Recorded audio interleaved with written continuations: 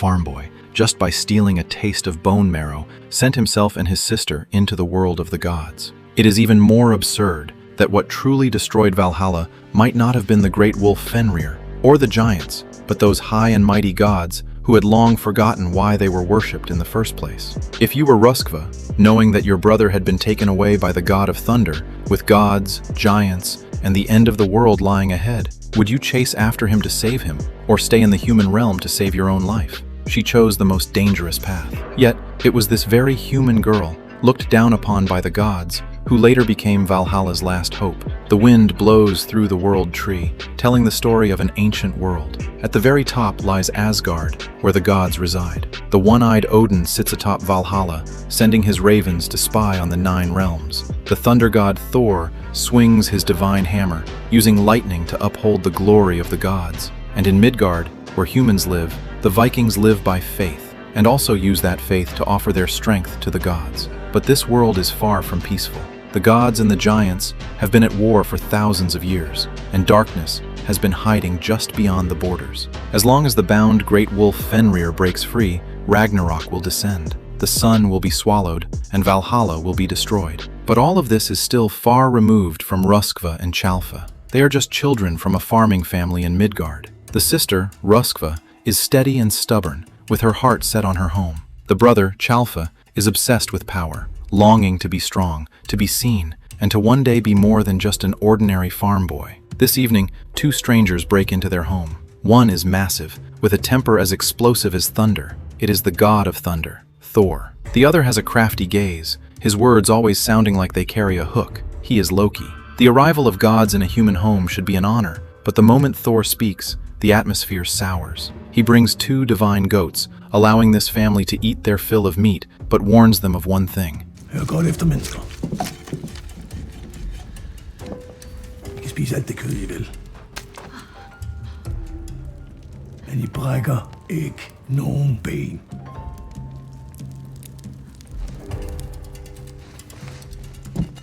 I morgen, så tager jeg knogler og skin. Og når jeg svinger min hammer, så er det kødet. Kom til live, og min ged vil genopstå. Er det forstået? Spis. This is not a request, it is an order. At the dinner table, Thor eats the meat voraciously, but Loki has his eyes on Tjalfe. This boy is too easy to read. He wants to be strong, to take over the farm like a real man. So, Loki casually tells him that bone marrow can make one strong, incredibly strong. Tjalfe hesitates, because Thor had said not to break the bones, but Loki just smiles, like someone teasing a prey that has delivered itself to his door. Der er så mange ben i sådan en ged. Hvem vil bemærke, at der mangler et enkelt ben? Nok ingen. Nej vel. Tjalfe is tempted.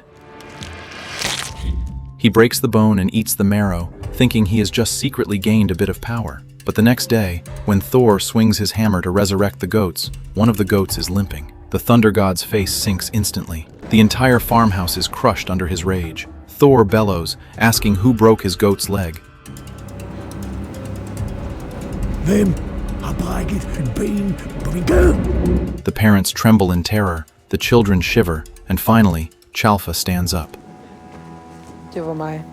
This confession is met not with forgiveness, but with punishment. Thor decides to take Tjalfe to Valhalla to pay for his transgression. The parents try to stop him, but in front of the gods, there is no room to negotiate. As Tjalfe is being taken away, Röskva watches her brother leave, and the thread in her heart snaps. She knows she might not be able to change anything, but she knows even more that she cannot leave her brother alone with these gods. So, she sneaks onto the carriage, following Thor and Loki out of Midgard. By the time Thor discovers her, it is already too late. Loki, enjoying the spectacle, says that perhaps another pair of hands to do chores will come in handy. Thor accepts it impatiently, but he also heaps the responsibility onto Tjalfe. From this moment on, the siblings are no longer ordinary children. They have embarked on the road to Valhalla. But upon actually arriving at the divine realm, Röskva realizes that the glory of the legends is completely different from reality. There is no welcome here, no respect, and no hero's treatment. She and Tjalfe are not guests,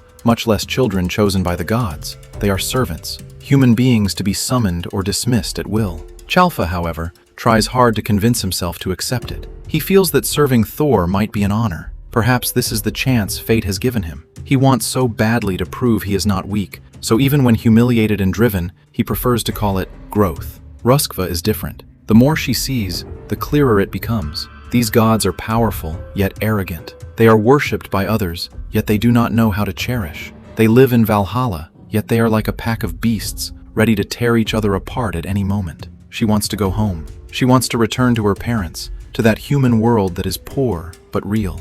But just before the siblings can decide whether to stay or flee, the darkness of Valhalla arrives. Fenrir has been released. The mere mention of that name makes even the gods turn pale. Fenrir is no ordinary wolf. A long time ago, when Loki found him in the forest, he was just like a puppy. Loki brought him back to Asgard, and the gods even accepted him. But he grew larger and larger, becoming more and more like a catastrophe. Prophecy says that this wolf will one day swallow the sun and bring about Ragnarok. To bind him, the gods begged the dwarves to forge a chain, but Fenrir did not trust them. Finally, only the god of war, Tyr, was willing to place his arm in the wolf's mouth as a guarantee. The moment the chain successfully trapped Fenrir, the great wolf bit off Tyr's arm. Since then, Fenrir has been locked in a cave in Jotunheim, but now he is out. If the giants capture him, the end of the world will no longer be just a prophecy. Valhalla is plunged into squabbling. Some demand increased guards, some accuse Thor of only knowing how to drink and fight, and some doubt Odin's judgment. The gods possess lightning, ravens, and ancient wisdom, yet when the crisis actually comes, they start by blaming each other. So even gods can be afraid. So even Valhalla can fall into chaos. So even those who are prayed to day and night by humans may be unable to save themselves.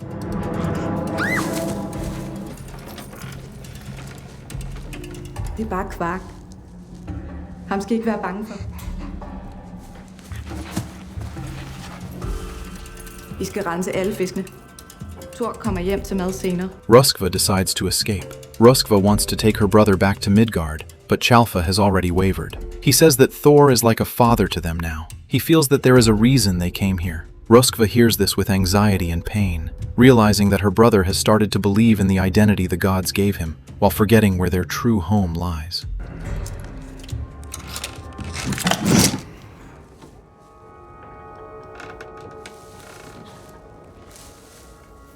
Hvad laver du? Shh, stille. De sov. Læg dig nu ned. Vi skal væk herfra. Vi har ikke noget med den ulv at gøre. Fint, så gå. Röskva persists in leaving, and Tjalfe compromises.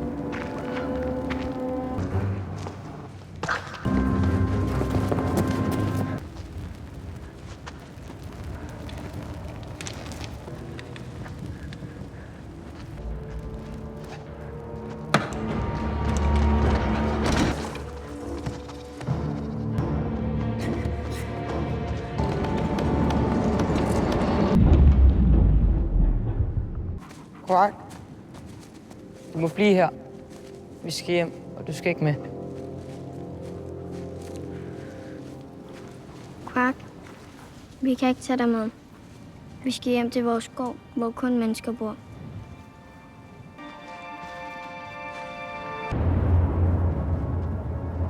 But the Bifrost does not appear for them. The road home seems to have been erased from the world.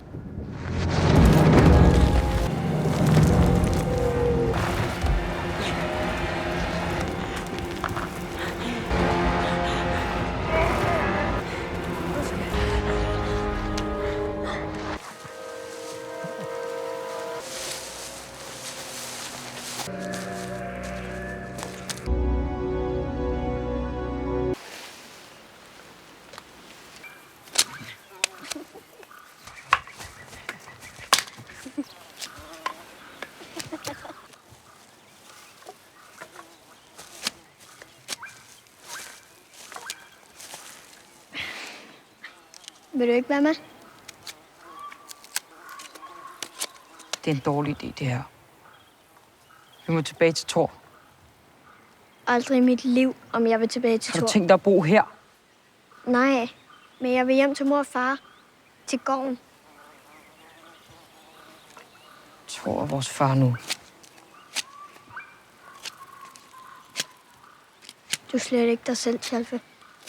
The rift between the siblings grows deeper.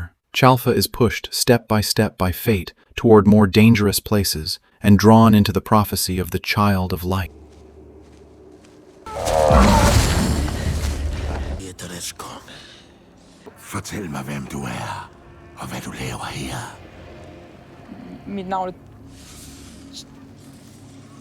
navn er Tjalfe, og jeg tjener tordenguden Thor.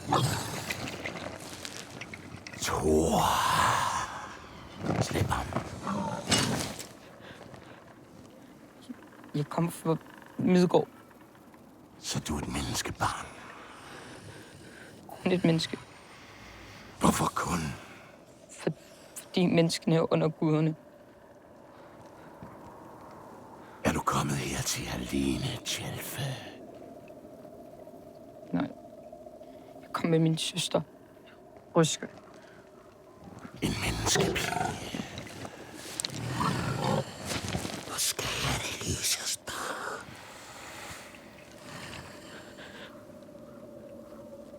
Er du tørstig, Tjalfe?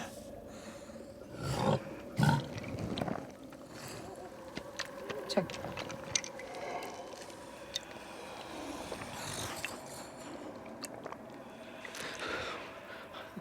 Tak. Tjalfe. Kunne du tænke dig at blive så stærk som en gud? Jo.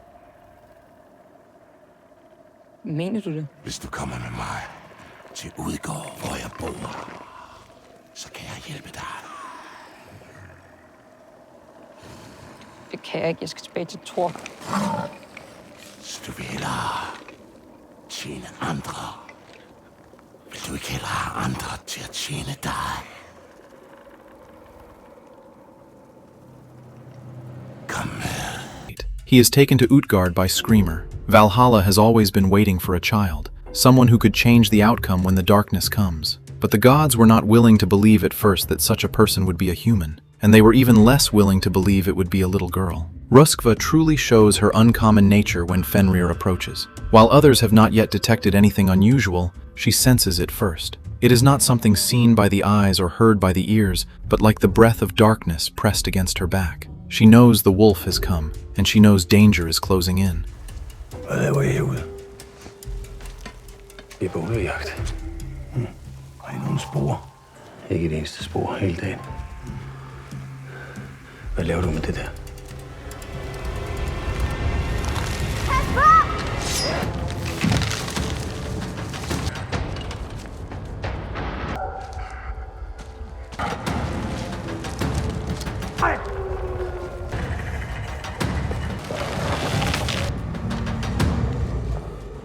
Loki looks at her, and his expression changes. Why can an ordinary human child perceive Fenrir? Why does she dare to stand before such terror? Why do the shadows of prophecy cling to her? Röskva does not believe in these things. She says she is just a human, a sister who wants to go home, but fate refuses to let her go. Soon, Tjalfe goes missing. The clues point south, toward the giants' territory of Utgard. That is no place for a human to go, nor a place from which the gods can easily return unscathed. But Röskva does not hesitate. Her brother is there, so she must go. This is the greatest difference between her and the gods. The gods discuss fate, discuss prophecy, and discuss whether Ragnarok will come. Röskva only cares about one thing: I must bring my brother back. Thor, Loki, Röskva, and Quark set out on the road to Utgard. Quark is a little giant brought back by Loki who cannot speak and is always despised and pushed into the corner. But Röskva does not see him as a monster. She sees not his origins, but a fellow companion rejected by the world. Along this journey, the shadow of Fenrir draws ever closer. The threat of the giants becomes ever more real. When they arrive at Utgard, the giant Screamer appears. This place is not like a battlefield, but a massive trick. The giants are in no rush to kill. They prefer to humiliate the gods, to make Thor admit that the so-called Thunder God is not omnipotent. Thor wants to bring back Tjalfe. The giant welcomes him with laughter. They bring out a drinking horn for Thor. Thor, refusing to admit defeat, lifts the horn and drinks deeply. But no matter how much he drinks, the liquor never runs dry. To him, this is not drinking. It is humiliation. How could the Thunder God lose to a cup, yet he simply cannot win? Next, the giants arrange a confrontation. Thor thinks he is merely facing an old woman. En gammel kone. Tager du pis på mig?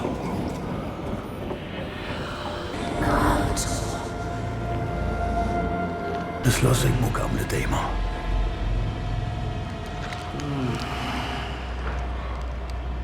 Men du kan få en dans. He does not wish to fight an elderly person, but the situation forces his hand. Once he actually engages, he realizes that he is not facing an ordinary life, but old age itself, disguised by the giant's magic. No matter how strong a god is, he cannot defeat time.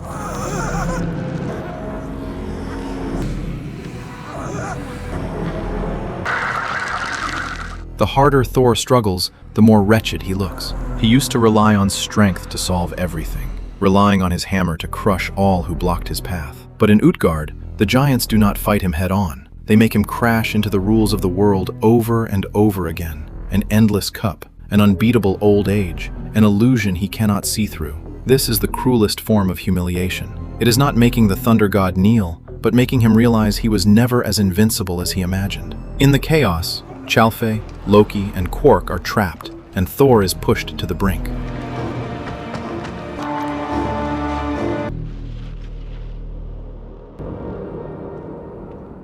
When Röskva brings the news back to Valhalla, what the gods hear is a terrifying result. Thor is dead. This sentence lands like ice in the divine hall. If even Thor is dead, who can block the giants? If Fenrir continues to press forward, who can stop Ragnarok? Valhalla finally tears away its last shred of decency. They begin to fear, they begin to regret, and they begin to realize that they have reached this point not because the enemy was too strong, but because they had long ago lost the essence of what a god should be. They are high and mighty, yet they forgot that human faith is the source of their power. They talk incessantly about guarding the world, yet they treated those who truly needed guarding as slaves.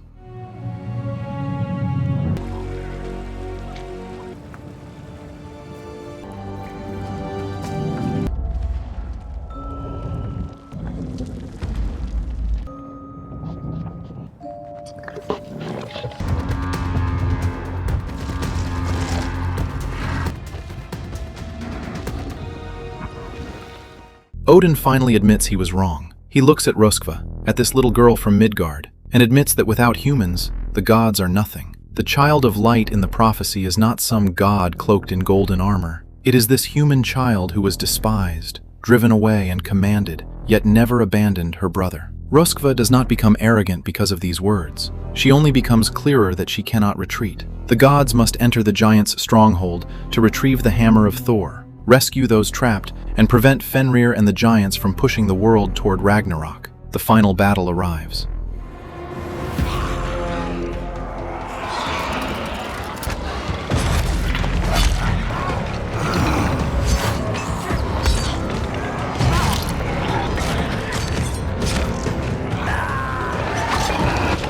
The shadow of the giants presses toward Valhalla, and the threat of Fenrir swallows the sky like night.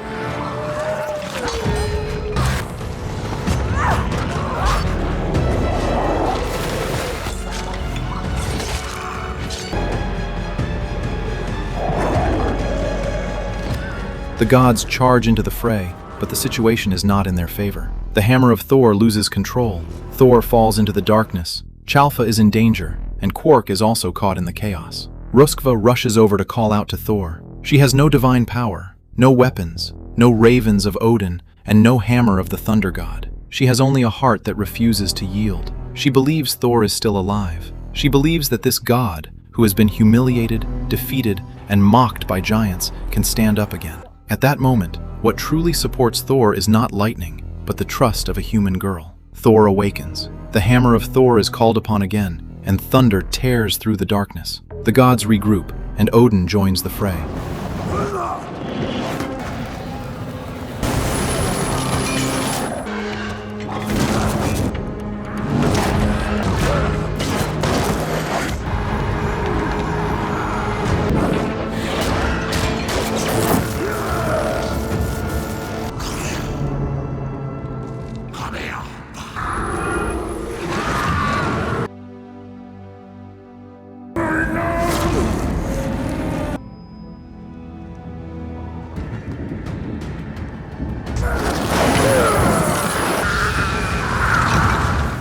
The giants are beaten back, and the Ragnarok brought by Fenrir does not descend at this moment. Valhalla survives. But this victory does not belong to the arrogance of the gods. It belongs to courage. It belongs to a sister who would not abandon her brother. It belongs to a human girl who dared to stand before the great wolf and the darkness. It also belongs to the gods finally bowing their heads and admitting that they are not inherently nobler than humans. After the battle, Valhalla holds a celebration. Odin stands before everyone and speaks of courage. He once thought that courage belonged to the gods, to the warriors, and to those who sat on high thrones. But now he understands that courage is not given by status, but by choice. He looks at Röskva. This girl has won her place through her actions. Odin calls her the child of light and invites her to sit upon the seat of honor in Valhalla. For any human, this is an honor almost impossible to refuse. To be able to sit among the gods, to be acknowledged by Odin, to be remembered by Valhalla, this is the ending dream of many warriors.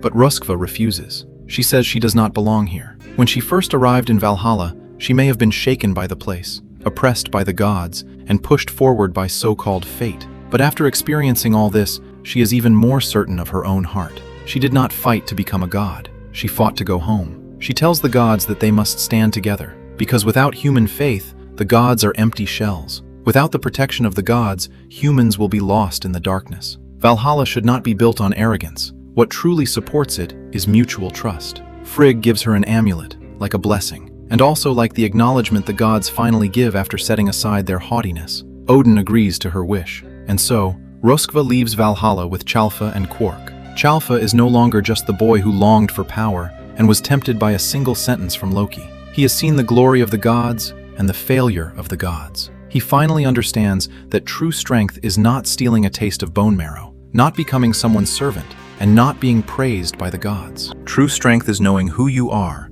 and knowing who you must protect. Quark also follows them back to Midgard. Returning to the farm, everything seems unchanged. The wind is still blowing, the wooden house is still there, and the parents are still waiting. But Röskva and Tjalfe are no longer the two children they once were. They have been to the halls of the gods, seen the tricks of the giants, heard the breathing of Fenrir, and witnessed with their own eyes the thunder god fall and stand back up. They finally know that legends are not for worship. Legends are there to remind people. They remind humans not to give up their choices because they are weak, and they remind the gods not to forget humility because they are powerful. The true story of Valhalla is not about how a girl saves the gods, but about how, when the gods lose their faith, humans become the final light.